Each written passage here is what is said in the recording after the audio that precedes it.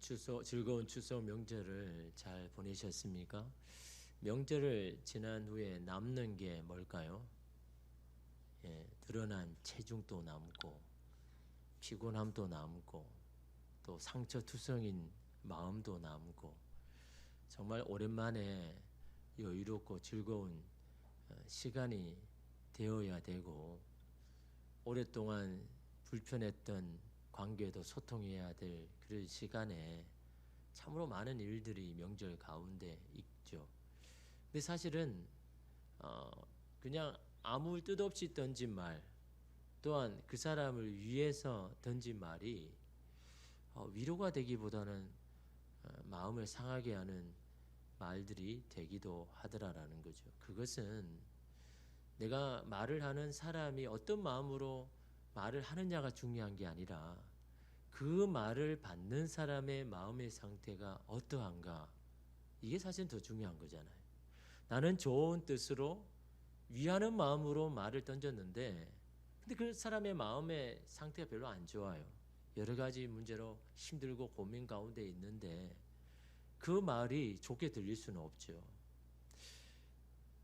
마음에 여유가 없는 한요, 아무리 여유로운 시간도 그걸 잘 활용하기가 어렵습니다. 사람의 마음의 상태가 어떠한지에 따라서 그 말이 위로가 되기도 하고요, 마음을 상하게 하는 말이 될 수도 있는 거죠. 그러므로 어떤 말을 사용하는가도 중요하지만 그 사람의 마음의 상태가 어떤지를 아는 것이 사실은 더 중요한 거죠. 마음의 여유가 있는 사람은 스폰지와 비교하죠. 뭐든지 다 흡수하는, 어떤 말을 해도 다 흡수해버리는 겁니다. 마음의 여유가 있으니까. 근데 이런 마음의 여유가 없으면, 마음이 인색하면요, 어떤 말이든 가시 돋친 것처럼 내게 가시로 내 마음에 다 꼽히죠. 마음의 여유가 있다라는 것을 다른 말로 표현하면 이 관대함이라고 표현했습니다. 관대함. 영어로는 generous라죠. 사전적 의미는 마음이 너그럽고 크다. 마음이 너그럽고 너무너무 큰 겁니다. 그래서 모든 것을 다 수용할 수 있는, 이게 이 관대함이죠. 근데 이 관대함은 주로 사람들과의 관계에서 좋은 영향을 끼칩니다. 그래서 내가 어떤 사람과의 관계가 좋다, 좋게 만들려면요, 이 관대함이라는 덕목이 있어야 됩니다. 이 마음을 너그럽게 하는 마음. 그래서 한 심리학자가 이 관대함이 사람들의 관계에 영향을 끼치는 것을 세 가지로 요약을 했습니다. 첫 번째는 관대함은 사람들에게 신뢰를 심어준다. 뭘 심어준다고요? 신뢰를. 왜냐하면 그 관대함을 받은 사람은 자기가 존중받는다고 생각되거든요. 자기가 인정받는다는 느낌을 받습니다. 그러게 나에게 그렇게 존중을 해주는 그 사람에 대해서 호의를 가지는 겁니다. 좋은 마음을 가지는 겁니다. 그리고 그 사람을 신뢰하기 시작합니다. 여러분, 우리가 저 사람은 왜 나를 자꾸 이렇게 악의적으로 적대적으로 대할까라고 이런 생각이 되면요, 그 사람이 앞에 내가 어떻게 했는지를 잘 돌아보면 되는 겁니다. 내가 한 말이나 태도가 정말 관대함으로 너그럽게 그렇게 했는가, 아니면 저 사람이 한 만큼 내가 돌려줬느냐에 따라서 여러분 그 사람의 어떤 나에 대한 태도는 결정이 되는 거죠. 그래서 여러분, 이 관대함은요, 사람들의 신뢰를 얻게 하는 굉장히 좋은 여러분 덕목이다라는 거죠. 그 사람의 신뢰를 얻기를 원한다면요, 이 관대함이 있어야 되는 거예요. 너그러움이 있어야 되는 거죠. 그 사람이 허물이나 그런 실수도 상관없이 다 받아들일 수 있는 이 관대함이 필요한 거죠. 두 번째로 관대함은 이 실수와 배움의 기회를 상대에게 제공한다라고 이렇게 이야기합니다. 모든 사람은 다 실수할 수밖에 없잖아요. 그런데 이 관대한 사람은요, 실수를 비난하거나 처벌하는 대신에 그것을 배움의 기회로 삼아서 사람들에게 더 좋은 방향을 제시한다는 겁니다. 그래서 여러분, 관대함을 많이 받은 사람은 실패를 두려워하지 않습니다. 새로운 것을 자꾸 시도하려고 합니다. 근데 여러분, 실수할 때마다 내 그럴 줄 알았다, 너 아버지 말을 들었으면 되었지, 왜 이렇게 했느냐라고 하면 사람 애들은요, 그때부터 주춤합니다. 혹시 실수할까 싶어가지고 안 합니다. 그런데 여러분, 관대한 사람은 어떤 사람입니까? 그래서 여러분, 부모는 세 가지가 잘하면 된다 그러죠. 아이가 막 저지르고 막 그 실수라고 막 할 때 이 세 가지를 잘해야 됩니다. 첫 번째는 뭡니까? Are you okay? 괜찮냐? 그것부터 먼저 해야 되는 거죠. 어디가 뭐 깨어지고 뭐 어디게 중요한 게 아니야. 야, 너 괜찮냐? Are you okay? 두 번째가 뭡니까? Don't worry죠. 야, 걱정하지 마, 괜찮아. 세 번째가 뭡니까? everything is okay. 모든 게 괜찮아, 좋아. 이 세 가지가 이 관대함의 어떤 표현, 이 세 가지. 여러분 부모인 여러분 이 세 가지 잘 하고 있습니까? 저도 잘 안 되더라고 이게. 가장 먼저 막 속상한 마음. 그러니까 이제 아버지 말을 들었으면 이런 일이 안 일어나지. 그게 먼저 나오는 겁니다. 이건 관대함이 아니거든요. 그 사람이 어떤 실수를 자꾸 드러내고 지적하는 것. 그래서 그 아이는요 실패를 두려워하게 되는 겁니다. 이 관대함, 그 사람에게 어떤 새로운 것을 배움의 기회를 제공하는 게 이 관대함이라고. 셋째로 관대함은요 사람들의 성장을 촉진시킨다. 잘 자라게 하는, 육적으로 양적으로 또 믿음으로 잘 자라게 하는 게 이 관대함이다라는 거죠. 왜냐하면 이 관대함은 상대의 잠재력을 발휘할 수 있는 그런 환경을 제공하고 성장을 도와준다는 거죠. 그래서 개인에게는 좋은 성과를 얻게 하고 공동체는 만족감을 높이는 게 바로 이 관대함이다. 이 너그러운 마음이다.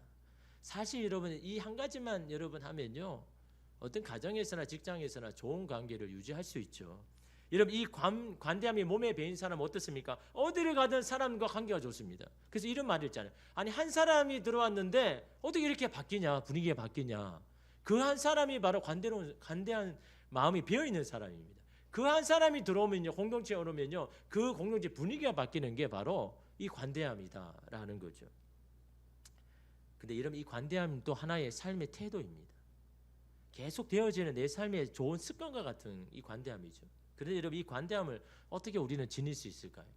우리는 어떻게 하면 관대한 사람이 될 수가 있을까요? 다 우리는 바라고 원하는 거잖아요. 그런데 막 이게 화가 분노가 먼저 일어나니까 이게 관대함이 잘 안 되는데 이 관대함을 가진 사람을 딱 보니까 한 가지 공통점이 있습니다. 그게 뭐냐니까요. 오늘 현실에 굉장히 행복해 한다는 거죠. 오늘 현실에 불행한 사람은요 마음이 인색합니다. 마음에 여유가 없습니다. 근데 오늘이 행복한 사람은요 마음이 너무너무 관대합니다. 마음이 너그럽습니다. 그렇지 않습니까? 오늘 행복한데 뭔들 여러분 못 받아들이겠습니까? 어떤 의견이도 왜 못 받아들이겠습니까? 지금 내가 행복한데. 근데 지금이 불행한 사람은요 이런 관대함을 가질 수가 없죠. 마음의 여유가 없는 겁니다. 왜 나는 마음의 여유가 없는가를 돌아보면요 한 가지 공통점이 내가 오늘 현실에 행복하지 않는 사람, 불행하다 여기는 사람, 이런 사람은 여러분 마음의 여유가 갈 수가 없는 겁니다. 그런데 어떤 사람이 오늘을 행복하게 살아가는가? 대부분 사람 물어보면 오늘 행복하다고 말하는 사람 있을까요? 거의 없습니다. 다.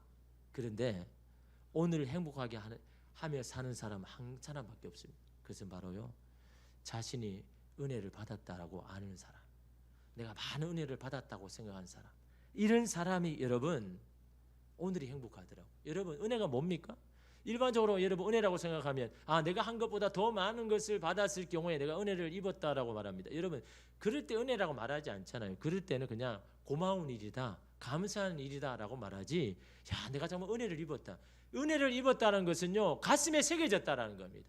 도무지 잊어버릴 수가 없다는 겁니다. 그 사람만 생각하면 내가 받은 은혜가 막 생각나가지고 은혜를 입었다는 것은 내가 그 은혜를 갚아주어야 되겠다는 동기가 생기는 게 바로 은혜를 입었다라는 겁니다. 은혜를 입었는데 나는 은혜를 갚을 생각, 동기가 없다. 그 사람은 은혜를 입었다고 기억하지 않는 사람이죠.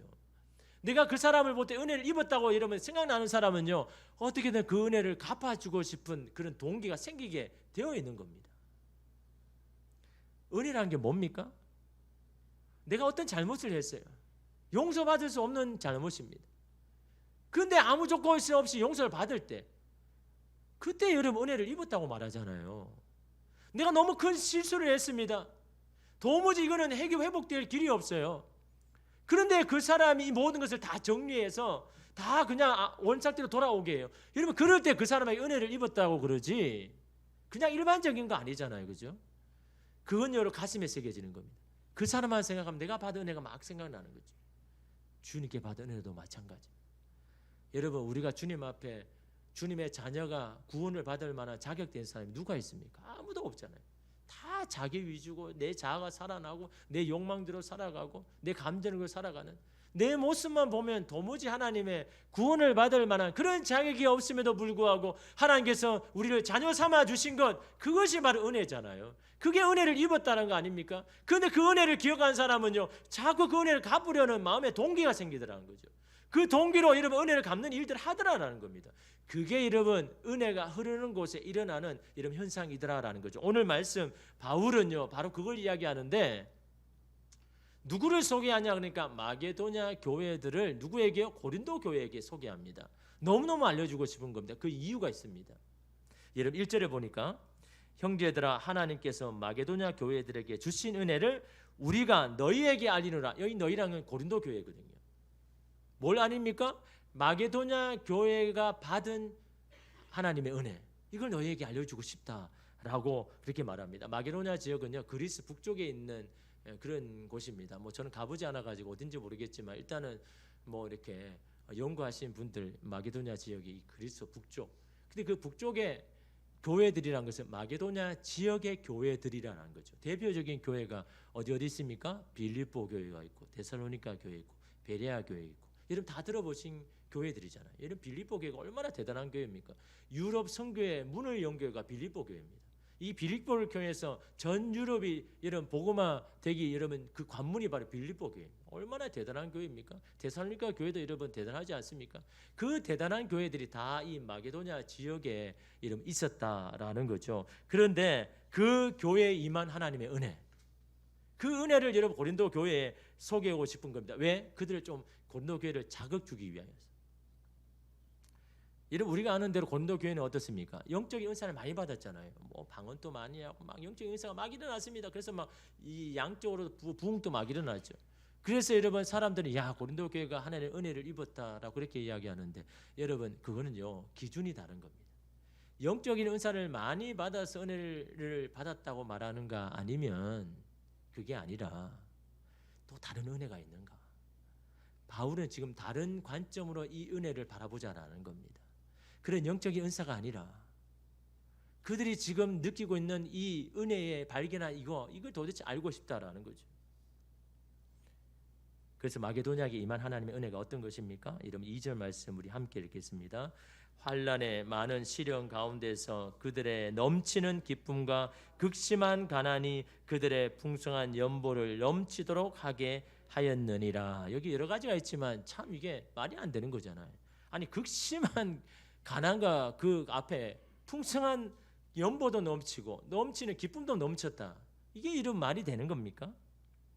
바울은 그런데 중요한 것은요, 구제 헌금의 이 문제를 은혜의 측면에서 지금 바라보고 있는 겁니다. 다시 말하면 하나님의 은혜가 넘치면 그것을 하라고 하지 않아도 스스로 그 은혜를 드러내고 나타낸다. 그것이 연보로 나타났다라고 말씀을 하고 있는 겁니다. 하나님의 은혜를 받으면 그렇게 할 수밖에 없다라는 겁니다.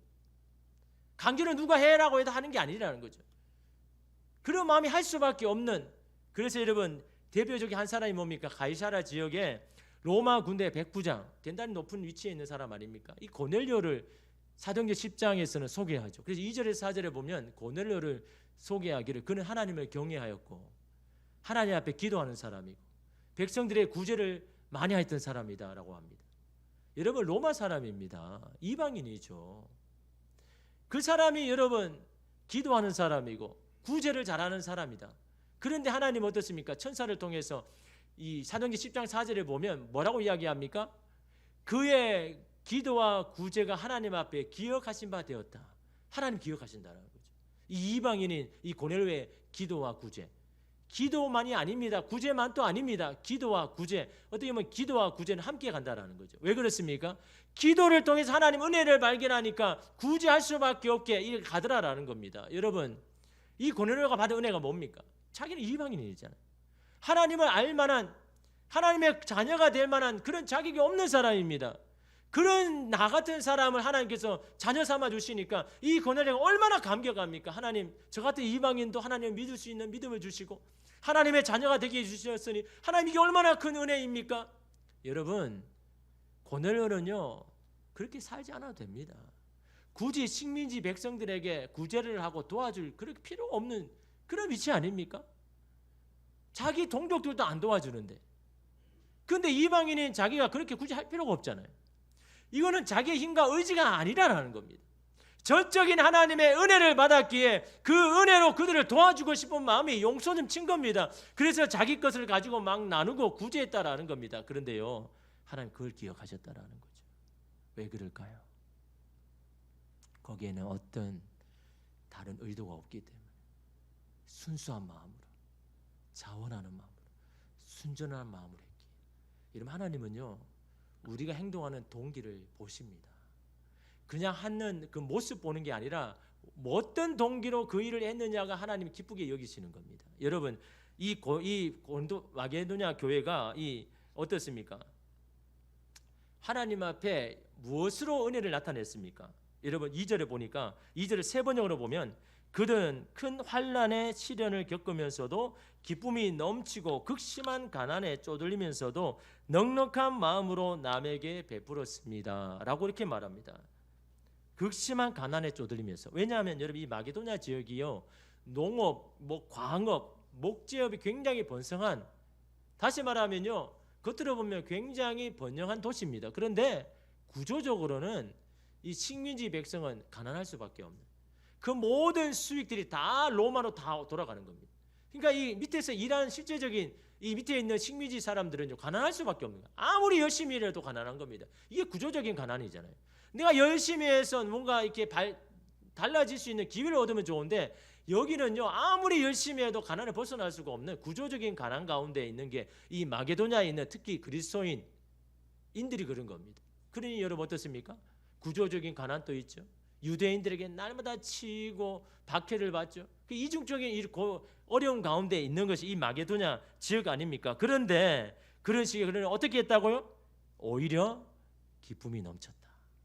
어떻게 기쁨이 넘칠 수 있을까요? 신앙의 성숙이라는 게 바로 이런 겁니다.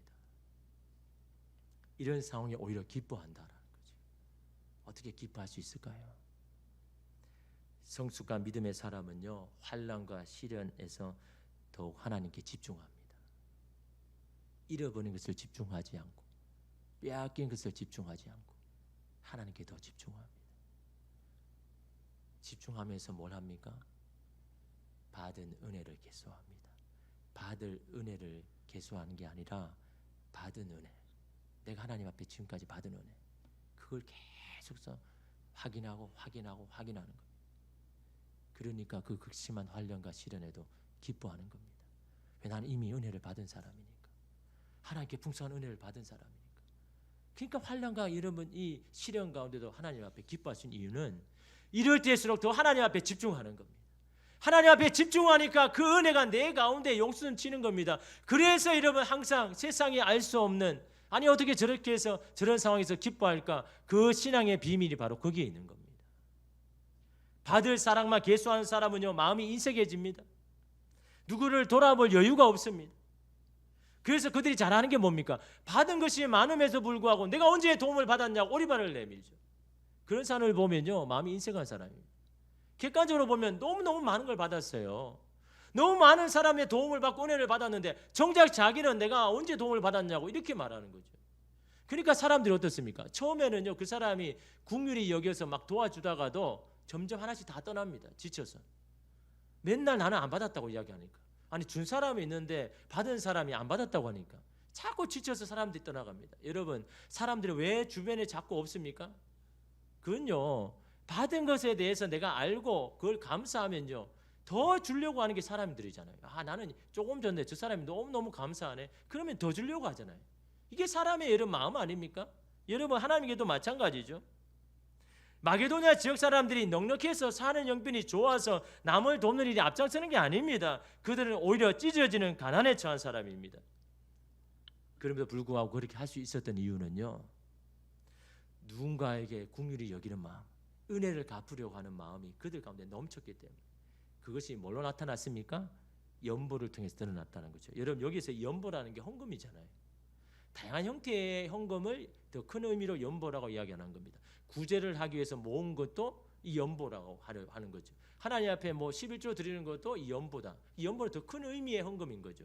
근데 이 연보의 이 헬라어의 뜻이 뭐냐니까요, 소박, 단순, 순수함. 아니 이 하나님 앞에 드리는 헌금을 소박하다, 단순하다, 순수하다. 그러므로 여러분, 연보라는 게 뭡니까? 순수한 마음의 동기로 드리는 것이, 이게 하나님 앞에 드리는 연보라는 겁니다. 여러 가지의 생각을 따져서 드리는 게 아니라 정말 받은 은혜에 감격하여서 주님 앞에 순전한 마음으로 순수한 마음으로 하나님 앞에 드리는 것, 이것이 바로 하나님 앞에 드리는 연보라라는 겁니다.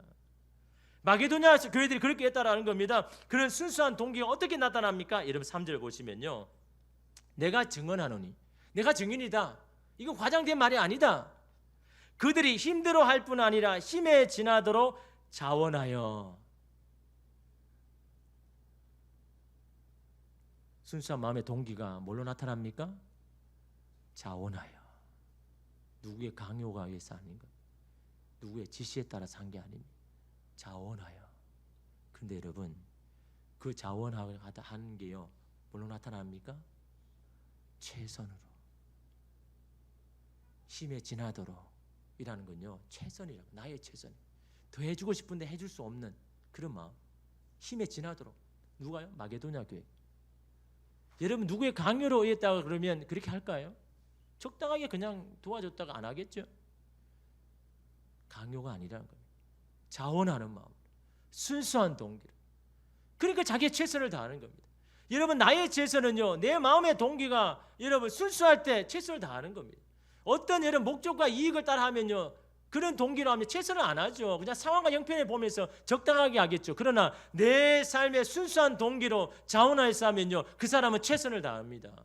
힘에 지나도록 했다고 오늘 본문이 이런 말씀하고 있지 않습니까? 그런데 여러분, 이 마게도냐가 낸 헌금이 누구를 도와주는 겁니까? 예루살렘 교회예요. 그 성도들 도우려고. 왜냐하면 그 당시 그 팔레스타인 지역에 가뭄이 너무 심한 겁니다. 가뭄이란 게 뭡니까? 있는 사람에게는요, 그래도 견딜 수 있습니다. 근데 이러면 없는 사람에게 가뭄은 그냥 죽으라는 이야기입니다. 그러므로 가뭄은요, 내가 견딜 수 없는 그런 시련이 가뭄 아닙니까? 특별히 여러분 유대교회, 예루살렘 교회 교인들은 어떻습니까? 대부분 여러분 유대교 사람들이 다 높은 위치에 있고 다 기반이 있는 사람, 유지들이 다 유대교에 다니는데 그 유대교를 안 믿고 예수를 믿겠다라고 하면서 예루살렘 교회에 들어온 사람들, 자기의 기반을 다 잃어버린 사람들, 다 가난한 사람인 겁니다. 그러니까 가뭄이 오니까 살아낼 방법이 없는 겁니다. 그럼에도 불구하고 그 신앙을 막 지켜내려고 하더라라는 겁니다. 그것이 바울이 본 겁니다. 야, 저들이 저런 상황에도 믿음 지키려고 막 몸부림치네. 우리 믿는 형제들이 도와줘야지 라고 바울이 생각해서 지금 여러 교회를 돌아다니면서 지금요 모금을 하고 있는 겁니다. 우리가 믿음의 형제 아니냐, 우리가 믿음의 빚진 자들 아니냐, 우리가 저들이 힘들 때 우리가 좀 도와줘야 되지 않느냐 라고 이러면, 그렇게 여러분 이 바울이 돌아다니면서 그 헌금을 하는, 모금을 하는데, 그런데 차마 마게도냐 교회는요 말하지 못하는 겁니다. 왜? 그들이 형편과 처지를 아니까. 아니 저들도 똑같이 그런데, 아니 저 사람들에게 예루살렘 교회를 도와달라고 말하면 어떻게 말할 수가 있겠습니까? 너무너무 말이 안 떨어지는 겁니다. 그렇지 않습니까 여러분? 지금 마게도냐 교회도 너무나 찢어지는 가난에 박해의 어려운 가운데 있는데 그 또 다른 예루살렘 교회를 여러분 도와라고 어떻게 말할 수가 있겠습니까? 바울의 어떤 인간적인 마음에는요 말을 못하는 겁니다. 그런데 여러분, 마게도냐 지역 교회들이요, 예루살렘 교회들의 그들의 아픔을요, 고충을 가장 잘 아는 사람, 가장 잘 공감할 수 있습니다. 왜? 자기도 지금 그런 상황에 처해 있으니까, 그런 처지에 있으니까. 그러니까 그들이 어떤 지금 고충인지를 너무너무 아는 겁니다. 우리도 지금 그런 상황이 있는데 저들도 얼마나 힘들겠느냐, 그런 고충을요 여러분 넉넉한 사람이 아는 게 아닙니다. 똑같은 처지에 있는 사람이 여러분 그걸 더 잘 아는 겁니다. 여러분 제가 시찰에 한 번씩 다녀오면, 제가 고향 시찰입니다. 여기 덕양구 뭐 화정, 행신 이쪽을 해서 노회가 있으면 6개 또 시찰회가 있고, 그 시찰회가 한 45개의 교회가 있습니다. 그래서 뭐 크고 작은 교회들이 이렇게 모여서 회의를 하는데, 저 시찰에 한 번씩 가서 저희 교회가 1년에 한 번씩 선교를 한다 그러면 다 놀랍니다. 아니 그런 작은 규모에서 어떻게 선교를 하나 깜짝 놀라죠. 왜냐하면 여러분 선교는요 재정이 안 들어가면 할 수 없는 거죠. 여러분 선교지가 어떻습니까? 재정을 그냥 갖다 부어야 됩니다. 계속 부어야 돼요. 밑 빠진 독과 같습니다. 그래도 계속 부어야 이 선교에서 뭔가 결과를 얻는데, 한국 사람 워낙 급하잖아요. 그러니까 뭐 했으면 빨리 뭐 결과물 나와야 되는 겁니다. 그게 이런 선교지를 망치는 거죠. 그래서 정말 선교해야 될 게 아니라 그냥 눈에 보이는 것을 막 하려고 막 바쁘게 합니다. 정작 영혼 구원에 대해서 교육을 하고 막 가르치고 막 해야 되는데, 그냥 눈에 보이는 막 교회를 짓고 막, 왜? 한국 교회도 그렇게 원하니까. 그게 이런 망치는 거죠. 선교가 하루아침에 됩니까? 그냥 앞뒤 보지 말고 계속 부어 넣어야, 그래야 여러분 시간이 지나면 그게 싹이 나고 그게 이러면 선교지가 사는데, 그러니 여러분 선교지는요 그냥 선교로 그냥 재정을 갖다 부어야 되는 거예요. 그러니까 작은 교회는 못 하는 거죠. 아니 자기 교회 운영도 못 하는데 어떻게 선교를 하겠습니까? 그런데 여러분 선교는요 재정만으로 하는 게 아니잖아요. 하나님의 은혜로 하는 거죠. 그래서 이제 올 저희가 7월에 라오스 선교를 갔는데 여러분 선교 헌금이 800만 이상이 모여졌어요. 다 빠져다니는 형편 아닙니까? 그죠? 근데 이 800만 원이 모였다는 걸 여러분 우리 시찬의 목사님이 깜짝 놀랍니다. 아니 그 작은 교회에서 어떻게 그 800만 원이 모일 수가 있느냐. 제가 마음속으로는 해주고 싶었지만 말을 못했죠. 하나님이 기뻐하시는 일에는 하나님이 채워주십니다. 이게 분명한 거거든요. 하나님이 기뻐하시는 일을 하면요 하나님이 책임지는 겁니다. 하나님이 기뻐하시는 일을 안 하니까 이러면 우리 자신 보고 책임져라 그러는 거지, 하나님이 기뻐하시는 일은 하나님이 채워주시는 거죠. 그 후원금으로 여러분 그 선교센터에 필요한 물품들을 저희가 이렇게 많이 샀습니다. 사드렸습니다. 냉장고도 하고 세탁기도 사드리고. 그 냉장고 사실 우리가 정말 필요해서 사실 한 거거든요. 아니 선교가 너무 더운데 냉장고 없으니까 뭐 음식을 넣을 수가 없잖아요, 그죠? 그 냉장고 사실 좋은 것도 아니에요. 1등급은 거기는 못 찾습니다. 있을 수도 없고. 그걸 사드렸는데 얼마나 기뻐하는지 그 모습이 여러분 아직도 기억납니다. 선교지가 그렇거든요. 하늘을 바라보아야 살 수밖에 없는 겁니다. 하나님이 안 도와주시면 아무것도 할 수 없는 게 이 선교지 아닙니까? 그 하늘을 바라볼 수밖에 없습니다. 하나님 이것 필요한데 어떻게 할까요? 그냥 하나님 바라보면요 그게 생길 때 하나님이 주신 거라 믿는 겁니다. 하나님 감사합니다. 그 작은 것이 얼마나 이런 귀한지 모릅니다. 한 번씩 선교지에서 전화 오면요 마음이 속상합니다. 어디 고장 나가지고 그냥 고장 난 대로 그냥 예배를 드린다고. 당장 고쳐줄 수도 없으니까 얼마나 속상한지 모릅니다. 우리는 얼마나 시설이 좋습니까? 뭐 더우면 에어컨 히터 틀어가지고 예배 드리고 음향도 잘 나오고, 거기는 고장 나면 그냥 그대로 예배 드려야 되는 거죠. 특히 여러분 이 캄보디아 이 시골 교회 가보면요 굉장히 잘 지어놔 층이 큽니다. 근데 에어컨이 없어요. 그냥 위에 선풍기 그냥 돌아가는. 그래서 고장이나 전기가 누전되면 그냥 그 선풍기 그냥 멈춰야 되고 그냥 더위 가운데 예배를 드려야 되는 거죠. 얼마나 속상한지 모릅니다. 근데 뭐 형편이 상 또 갈 수도 없고 참 어려운 그런 상황입니다. 마게도냐 교회도 같은 처지에 있었습니다. 예루살렘 성도들의 고충이 너무너무 자기의 문제로 다가오는 겁니다. 그래서 그들이 어떻게 합니까? 여러분 4절 보시면요 이 은혜와 성도 섬기는 일에 참여함에 대하여 우리에게 간절히 구하니, 누구에게요? 바울과 자기가 있는 사람들이 구하는 겁니다. 누가요? 마게도냐 사람들. 우리도 그들을 좀 돕고 싶습니다 라고 요청을 하고 있는 겁니다. 도와달라고 이야기하지도 않았는데 자기들 스스로 그 이야기를 들으니까 우리도 그 섬기는 일에 참여하고 싶습니다라고 스스로 간절히 이름 요구했다라는 겁니다. 자기들도 힘든데 얼마나 이런 감동입니까? 그들이 할 수 있었던 것이 무엇이라고 바울은 말합니까? 5절 말씀 우리가 함께 읽겠습니다. 우리가 바라던 것뿐 아니라 그들이 먼저 자신을 주께 드리고 또 하나님의 뜻을 따라 우리에게 주었도다. 그들의 연보가 바로 예루살렘 교회를 돕죠. 그런데 가장 먼저 그들은 주님께 드렸다고 믿는 겁니다. 우리가 주님 앞에 드렸습니다. 자신을 주님 앞에 드린 겁니다. 그리고 그것을 구제하는 것이 하나님의 기쁘신 뜻이라는 것을 그들이 믿고 알았기 때문에 그들이 했다라고 이러면 그렇게 고백합니다. 여러분, 그래 하나님의 기뻐하시는 일을 할 때 어떻습니까? 그 마게도냐 지역 교회들이 다 여러분 풍성해졌지 않습니까? 하나님께서 크게 사용하신 교회가 되었잖아요. 여러분 뭐 넉넉하여서 여러분 하는 게 아니잖아요. 같은 마음으로 같은 심정으로 순수한 동기로 그들을 돕고 하나님 기뻐하시는 일을 하니까 하나님께서 그들의 교회를 책임져 주는 겁니다. 하나님께서 그 교회를 풍성하게 이름 해주는 건 아닙니까? 이런 감동을요 바울이 고린도 교회에 알리고 싶은 겁니다. 왜요? 고린도 교회는요 하나님께 받은 것에 비해서 너무 인색해서 그들에게 좀 말해주고 싶은 겁니다. 사실 고린도 교회는요 마게도냐 지역 교회에 비해서 신앙적으로 좀 자유롭습니다. 밖에도 덜 받습니다. 사는 형편도 많습니다. 그렇다면 하나님께 받은 은혜잖아요. 아니 다른 지역 교회들은 너무너무 박해가 심하고 너무 어려운 가운데 있는데 그래도 우리는 조금은 재정이 넉넉하고 이렇게 마음껏 신앙생활 할 수 있는 것이 얼마나 하나님 앞에 감사할 일이고 그걸 감사를 하나님 앞에 여러분 드러내야 할 교회들이 오히려 고린도 교회가 더 인색하는 것 때문에 바울이 너무 속상한 겁니다. 아니 하나님께 받은 은혜가 저렇게 큰데 왜 저렇게 남은 형제를 돕는 일에 인색한가 너무 속상해가지고 이 고린도 교회에 그렇게 말하고 있는 겁니다. 야, 저 마게도냐 지역 봐라. 찢어지는 가난 속에 겨우겨우 신앙생활하는 저들도 그들을 도우려고 막 몸부림을 치는데 도대체 너희는 왜 그러냐?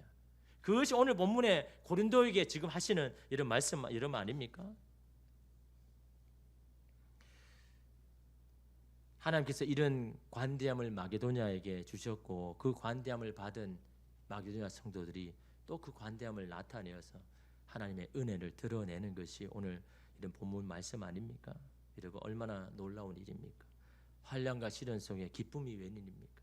극한 가난 속에 풍성한 연보가 웬 말입니까? 그러나 하나님께서 그것을 기쁘게 보셨다라는 겁니다.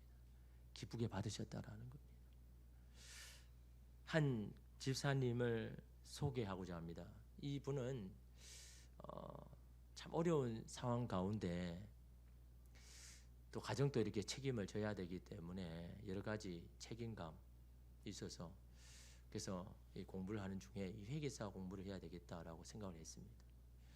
회계사 공부가 참 어렵잖아요. 1차, 2차 다 통과해야 되는데 다른 뭐 동기들은 다 2차, 3차, 어떤 사람은 4차 4번 해서 겨우 붙기도 하고 아니면 그냥 포기한 사람도 있고. 근데 자기도 뭐 그렇게 예상 안 했겠습니까? 아, 내가 한 번만에 붙겠나? 뭐 2번, 3번 해야 되지 않겠나? 한 번만에 붙은 겁니다.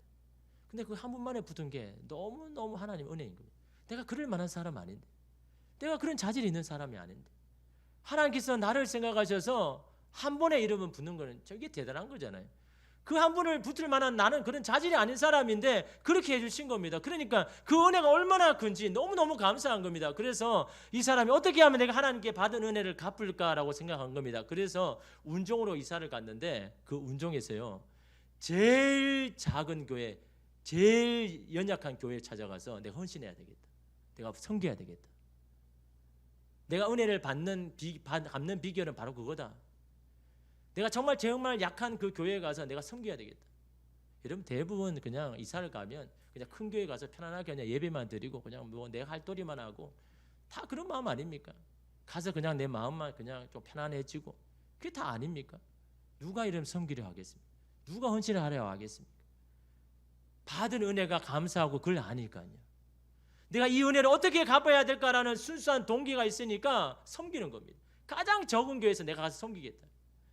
여러분 하나님께서 얼마나 기뻐하실까요? 그분이 회계사무소를 차려가는데 너무너무 잘 되는 겁니다. 어려운 시기에도. 누가 하신 겁니까? 하나님 앞에 기뻐하는 일을 하니까 하나님이 채워주시는 거죠. 하나님이 주신 은혜를 알고 그 은혜를 갚으려고 그의 인생을 살아갈 때 하나님이 인생에 책임지는 거 아닙니까? 왜 여러분이 여러분 인생을 책임지려고 합니까? 여러분 책임지지도 못하면서 받은 은혜에 감사하면서 살면 되는 겁니다. 받은 은혜에 그걸 갚기 위해서 내가 가정을 섬기고 직장을 섬기고 자녀를 섬기면요 하나님이 여러분의 삶을 책임져 주는 겁니다. 은혜를 받는 것도 중요하지만 받은 은혜를 어떻게 갚으며 사는 것이 우리의 인생에 더 중요한 겁니다. 여러분 인생에 받은 사랑 얼마나 많습니까? 받을 사랑만 계수하지 말고 이미 받은 사랑을 여러분 다시 계수하여서 내가 하나님 이처럼 하나님 은혜를 받았습니다. 하나님 은혜가 아니면 내가 어떻게 살 수가 있겠습니까? 이 은혜 받은 은혜를 어떻게 내가 갚으며 살 수 있겠습니까? 그런 순수한 동기로 여러분 섬길 때 하나님이 받으십니다. 하나님이 기뻐하십니다. 마게도냐 교회가 바로 그렇지 않습니까? 어떻게 도울 수 있는 환경입니까? 자기들도 힘든데 그럼에도 하나님이 주시는 은혜가 아니까 그 십시일반으로 여러분 그들을 도우려고 그 순수한 동기로 여러분 헌금을 할 때 하나님께서 기이 받으시고 그 교회들을 하나님 사용하여 주시지 않습니까? 여러분 오늘 우리도 은혜 받은 자의 모습이 바로 이런 겁니다. 은혜 받은 것을 아는 사람의 모습에는 관대함이 나올 수밖에 없고 너그러울 수밖에 없습니다. 은혜가 흐르는 곳에는요 이런 여러분 일들이 일어날 수밖에 없는 겁니다. 여러분 고린도후서 6장 10절의 말씀을 읽고 말씀을 마치고자 합니다. 이 말씀은요 은혜를 드러내는 자의 삶, 은혜를 받은 것을 아는 자의 삶이 어떠한지를 우리에게 이야기합니다. 고린도후서 6장 10절 말씀 우리 함께 읽겠습니다. 근심하는 자 같으나 항상 기뻐하고 가난한 자 같으나 많은 사람을 부유하게 하고 아무것도 없는 자 같으나 모든 것을 가진 자로다. 아멘. 이게 은혜를 받은 자의 모습, 오늘 저와 여러분의 모습 되시기를 주님의 이름으로 축복합니다.